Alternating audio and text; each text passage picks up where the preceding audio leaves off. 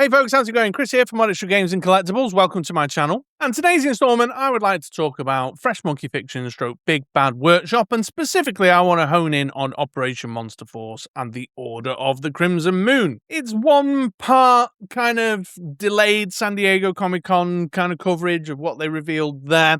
One part kind of trying to consolidate everything that I've built up in my notes about the Big Bad Workshop, Operation Monster Force stroke Crimson Moon releases. And the third part really is a bit of a kind of like moan, basically, but with a positive edge. So let's get updated. Let's see where we're at. I've been trying to keep my head around it with Big Bad Workshop, Fresh Monkey Fictions, Operation Monster Force, and Order of the Crimson Moon line, shall we? And let's start with the San Diego Comic-Con stuff. So Big Bad Workshop were in attendance at San Diego Comic-Con.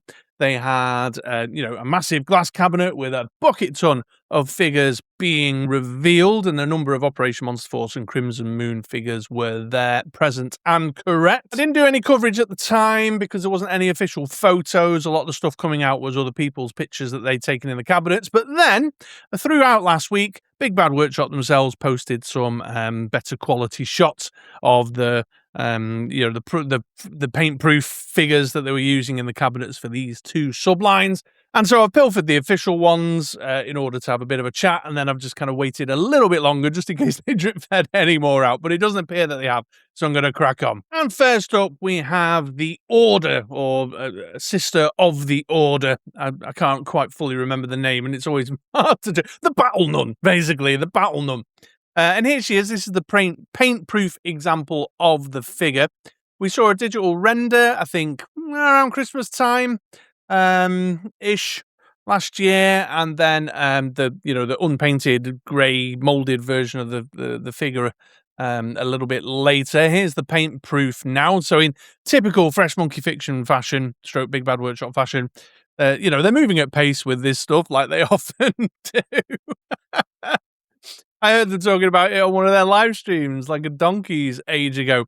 But nonetheless, I mean, she looks great, doesn't she? Looks fantastic. Really lovely kind of twist. It's got a bit of a kind of grimdark 40k vibe about it, which I appreciate, but also leaning into that kind of horror, those horror tropes that they draw very heavily on for the Operation Monster Force stuff, in terms of like The Exorcist, etc., etc. Lots of lovely details and paint applications in there. If the final figure comes out with all this extra kind of embellishments and paint details, like the crucifix in the center there between her boobs, and the painted belt buckle, and the little trimmings on her kind of robo boot things that she's wearing, the weapon as well in the gold, just really kind of sort of leaning into that kind of ornate Catholic kind of style with the gold stuff going on. The black grey and white combination looks really nice with the gold trimmings as well. She's kitted up with a gas mask, just in case. You can see her habit draped down at the back, and more kind of a cross crucifix kind of symbology just behind the backpack there. The digital render we saw a while ago kind of had a big old sword sheath. You can see the pistol in the holster there, and some other bits of embellishment. She had like a daggery thing, if I remember right. And if I remember also right, that you can swap the faces out. They're like face plates on the habit there to have the masked up or the unmasked version. I don't know if they've released a picture of the unmasked version or not. So yeah, really interesting character, really kind of leaning into sort of traditional horror tropes in a interesting and kind of contemporary way. Onto the one-part moan piece. I jokingly said before, operating at pace. It doesn't feel like this has moved on a massive amount.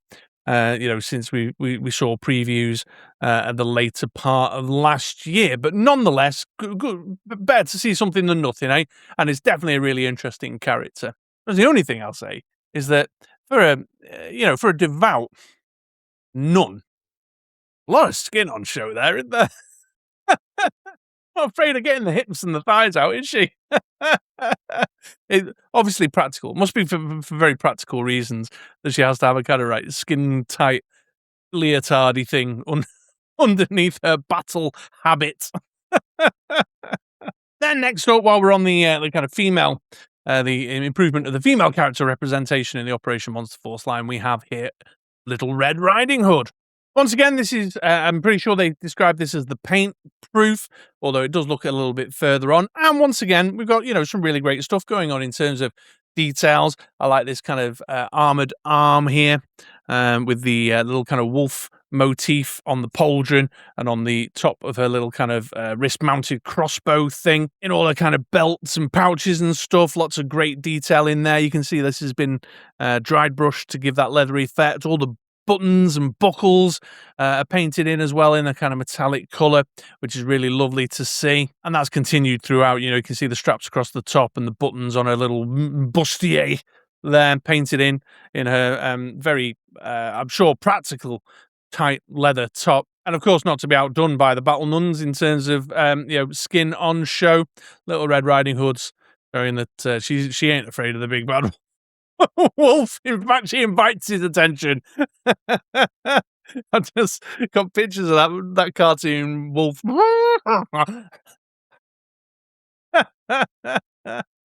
What we can't see here is like that the big mega pistol, but we have seen it on a digital render. It's like a big beast of a pistol type thing, but she's got a little axe, got her wrist-mounted crossbow. If I remember rightly, there was also a Red Riding Hood, a soft goods item in the mix in one picture or some reveal that we've had along the way in the last 6 or 7 months or so. But no further news on that in terms of what they revealed at San Diego Comic-Con. I also seem to remember she had like a crazy spear that broke up and like a different heads on it, like a pointy end and then like a star twisty thing, like a battle star thing. But they weren't on display either. This is what was on display. But again, great to see some more gender diversity in the line. Great to see interesting reinterpretations of kind of classic folkloric or horror characters, in this instance, a folkloric character, in the Operation Monster Force line, drawing interesting inspiration from that source material and coming up with their own thing, which, they don't always do. Let's call it out for what it is. They don't always do that. So yeah, loving it. Loving the potential storytelling, loving the potential photography, loving the potential display stuff here. And then we had this guy, the Merc Lord, or the Merc Lords.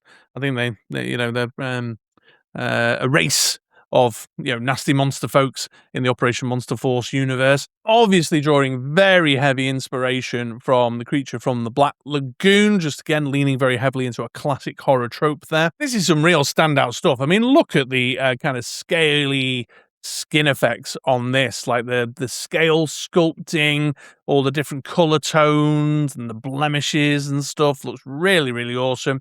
Again, if the actual 6-inch figure that ends up in hand matches the quality of with the dry brushing and the washes on it to really bring it to life, that's amazing. The head sculpt, wow, I mean, just awesome.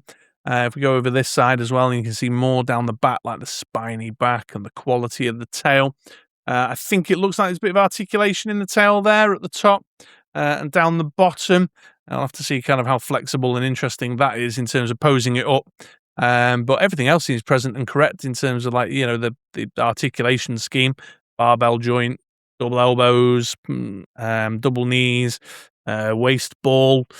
Looks like there's some sort of butterfly joint thing going on. So yeah, really, really great, really eye-catching figure. Now, I don't tend to go with Operation Monster Force for the larger kind of fully leaning in the monsters space. But I have started to dip my toe in. I picked up a Dracula. I picked up a Forgotten one. We'll have to see what the price is on this guy, because I didn't go for the likes of Chatsworth, just because of the larger price tag and budgets allow and all that. But regardless of whether I decide to go for it or not, based on a budgetary decision and a space decision and kind of how I might think it would fit in my collection or not, that's a good looking figure. That's a really good looking figure. That's a real standout figure. And that was revealed at San Diego Comic-Con for the very first time, to my understanding. I've not seen that before. I've tried to follow closely the Fresh Monkey Fiction Big Bad Workshop stuff. And so, yeah, nice little surprise in the cabinet, seen for the very first time. Now then, there was an additional Operation Monster Force character that was in the glass cabinet at San Diego 2026, and it's the one here just next to me, the Miranda Seek figure on the right-hand side of the screen as you're looking at it. This isn't the photo from that glass cabinet this year.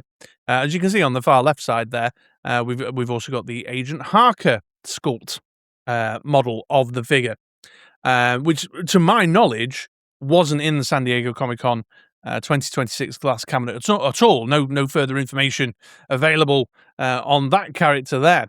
This is, in fact, the July 2025 San Diego Comic-Con cabinet pictures from Big Bad Workshop themselves. My mate TK Storm on his Geek Room podcast the other day drew my attention to this, that the Miranda Seek that they had in the cabinet this year, which is this exact model, is the same one as they had at San Diego Comic-Con in the cabinet last year, with no sight of Agent Harker, to my knowledge.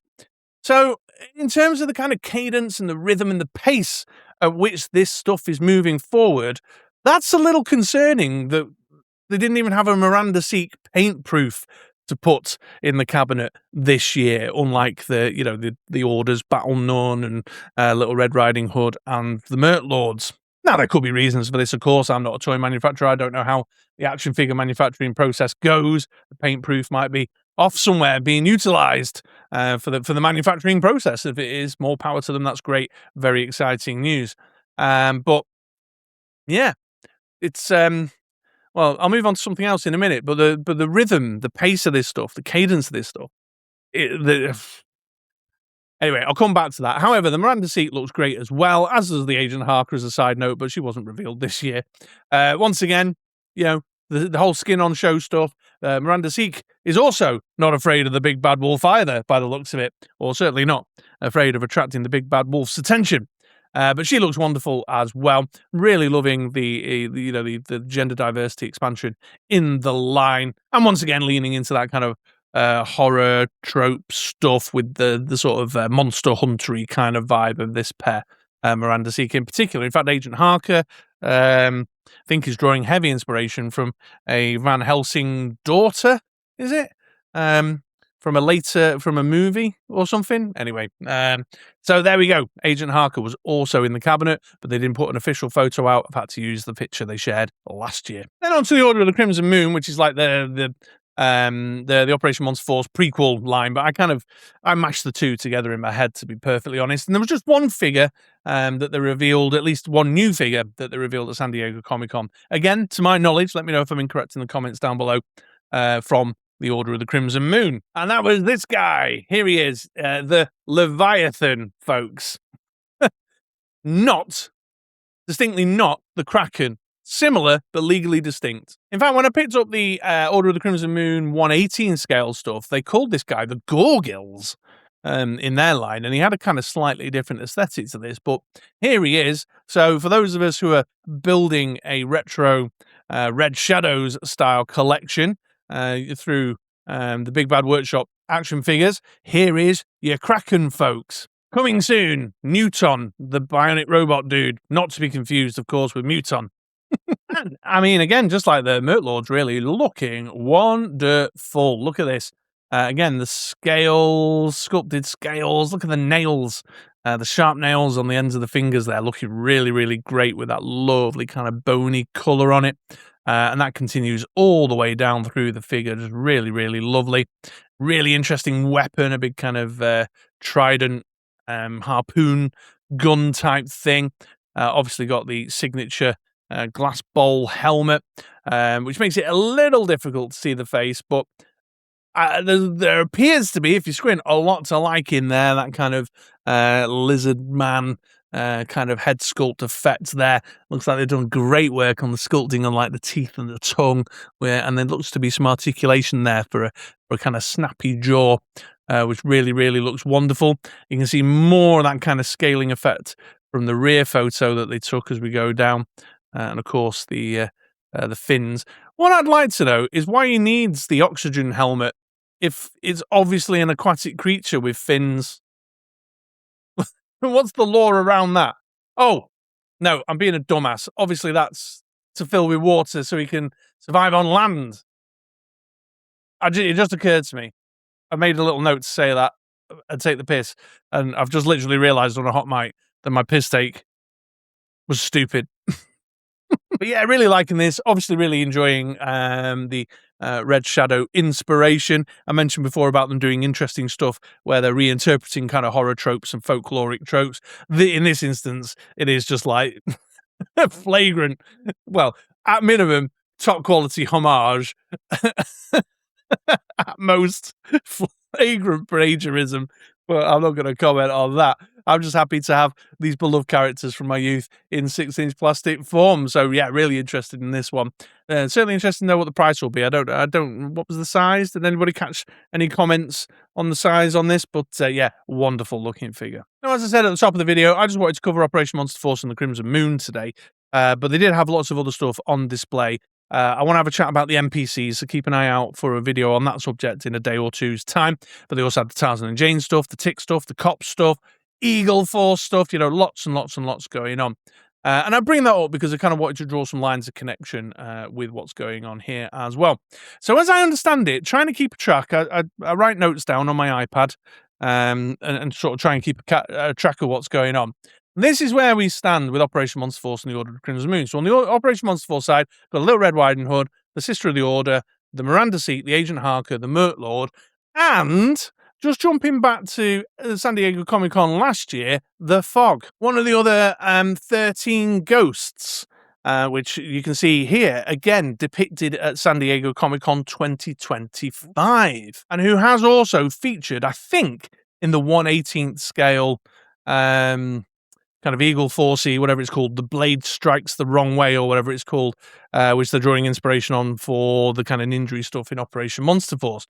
So I've added him to the list as well, the Fog. I don't think there's anything else Operation Monster Force that's been announced or revealed, or name only work in progress. But however, trying to gather it all together is quite difficult. The information's sort of spread out in weird and wonderful kind of ways. So please do let me know in the comments down below if I've missed anything off this list, and I will dutifully update my notes on my iPad. Then on the side of the Order of Crimson Moon, obviously we've seen the Leviathan at San Diego Comic-Con, but then they have also, name-only work in progress revealed, Dalton Darkstone, the Face, Johnny Spector, Adrian Van Helsing, and Commander Blitzkrieger. The artist who does their packaging was sharing some pictures as well. So again, I won't rob his pickies and just use them willy-nilly, but go check out Dana Black on Instagram. Great work, and he's done sketches for all those characters that have been work in progress, name only revealed. But that was a long time ago, and we've not seen anything else since. And that list isn't including other characters that we've seen in the Operation Monster Force 1/18, tied into the Eagle Force side of things, like the Advocate and Baton, B8TON, Baton Rex, I think it is, Agent Grimm with the Grendel mask, and some of the other 13 gross stuff, like the Assassin Savitar and Savitar's daughter, I think it's Keiko Savitar. So, lots of other characters that they've kind of got in the ancillary lore that we haven't seen make their way over into these lines yet either. In fact, I won't be surprised if the Advocate turns up soon. They've got a 1/18 scale version of that character announced, and he's basically wearing the same tux as the Fresh Monkey spy is wearing, the white jacket tux. Just be a new head sculpt. Anyway, I'm off track. So I think that's where we're at. But my worry, of course, again, returning to my kind of element 3, the moan, this is me trying to consolidate what I know so far, is, again, going back to that kind of rhythm of release, that I'm a bit concerned that they're really kind of overstretching themselves, and that their kind of manufacturing pace is not matching their ambition. Because in addition to this stuff, which I'm taking an interest with, as I listed before, you've got Cops, you've got the Tick, you've got the Rocketeer, you've got the Eagle Force stuff, and in the Eagle Force stuff, you've got the General Mamba and the Mamba Men, which is obviously of interest to those of us looking at kind of classic British Battle Action Force stuff. You got the Edgar Rice Burroughs stuff. What else? Did I mention the Tick? Got the Tick. They are really, in terms of the catalogue of stuff they're working with, they're revealing a lot of things, and I'm not sure I'm seeing much movement really from, like, here's a digital render, here's our sculpted figure, and then it just sort of stops at the sculpted figure for ages and ages and ages and ages. So there's definitely an element of being a fan of their work and a fan of these lines. Oh, and the NPCs and the Raven Society, now that I think about it. But there is definitely something about being a fan of their work that requires a great deal of patience, for sure. And don't misinterpret me. Like I said before, I know nothing about action figure manufacturing. I fully understand that they're a small team, they're a boutique action figure design studio. And yes, they've got the Big Bad Workshop kind of label behind them, but ultimately, they can only go so far. The reality is that they can only achieve so much with the limited resources and the limited manpower that they have. So I just hope that we're not going to be reaching San Diego Comic-Con 2027, and it'll be like, oh, here's your paint proof of Miranda Seek. You know what I mean? And it'll be the same Leviathan model in the cabinet with no sight or sound of actually like how I can order it, when it might be arriving, and all that good stuff. I mean, my Red Demon was supposed to come this week, and it's still not come. Anyway, I know it's shipped in America, so it can't be that far behind. So there we go, folks. Just a Fresh Monkey Fiction stroke Big Bad Workshop, Operation Monster Force stroke Order of the Crimson Moon update as I see it. Again, I'll reiterate, if I've missed something, which is highly likely, because as I say, there's info comes out through Big Bad Workshop, there's info comes out through Fresh Monkey Fiction. Some of it's talked about on their live stream, some of it gets talked about out at conventions like Joe Fest and San Diego Comic-Con. Some things, I don't know, they just appear out of nowhere, or from the Big Bad Toy Store page. So it's sometimes hard to kind of keep it all together and consolidate it all. Please do go check out their socials and such like, because all the pictures I've used today are their own, that they've officially released. I want to talk about the NPCs, so keep an eye out for a video on that subject in a day or two's time. And that'll kind of be it for me until some of the Eagle Force stuff picks up a bit more pace. I'm not really into Rocketeer. I'm not really into Edgar Rice Burroughs stuff. I didn't really watch The Tick. I'm a cursory fan at best. So maybe I'll dig out some links or something. You guys can go if you want further information on that stuff. But otherwise, thanks very much for watching. I hope you did find that interesting, at least, and hearing my perspective. Obviously, welcome to comment on your thoughts on these figures. Which one are you most excited about, etc., in the comments down below. All that remains to say, though, is thanks very much for coming and hanging out. It's been my pleasure to have you. Have yourselves a great day, and swing back around again for another video sometime soon, folks, okay? Take it easy now.